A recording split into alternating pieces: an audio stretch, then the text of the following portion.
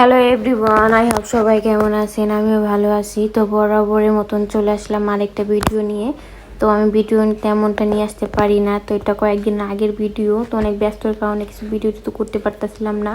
তো ভাবলাম আপনার সাথে একটা ভিডিও শেয়ার করি। তো আমার গ্যালারিতে কিছুদিন আগে একটা ভিডিও করা ছিল, তো ভাবলাম সেটাই শেয়ার করি।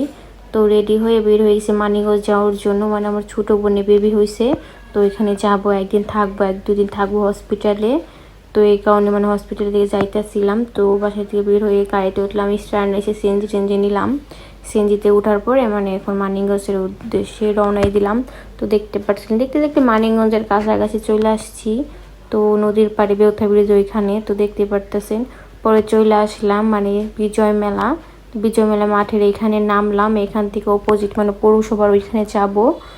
তো ওইখানে চলে আসার পরে চলে আসলাম হসপিটালে বোনের বগুলে। তো বোনের এখানে বাবুকে দেখলাম ফার্স্ট টাইম, খালামুনি আমার ফার্স্ট টাইম দেখলাম ওরে। তো ওর বয়স 2 দিন। তো অনেকদিন আগের ভিডিও এটা, তো ভয়েস দেওয়ার কষ্টে আর দিতে পারিনি। তো সবাই আমার ভাগনাকে দেখে মাশাআল্লাহ বলবেন, তো কমেন্টে জানাবেন আমার ভাগনা দেখতে কেমন হসপিটালে। তো এখন ওকে বাসায় নেওয়া হয় নাই, তো 2-3 দিন পরে ওকে বাসায় নিব। তো সারা রাত জাগে, তো একটু রাত্রে ঘুমাইতে দেয় না, সারা রাত ওকে নিয়ে জাগতে হয়। তো এখানে ছিল আমার বোন ঘুমাইছিল, যেহেতু সারা রাত জাগনা ছিলাম। আর বাবু দিন হলে ঘুমায়, রাত হলে একটু মানে হয়ে যায়। তো রেনিয়া আমি রাত হাঁটতেছিলাম আর গল্প করতেছিলাম, একটু ঘুমাইতেছিল।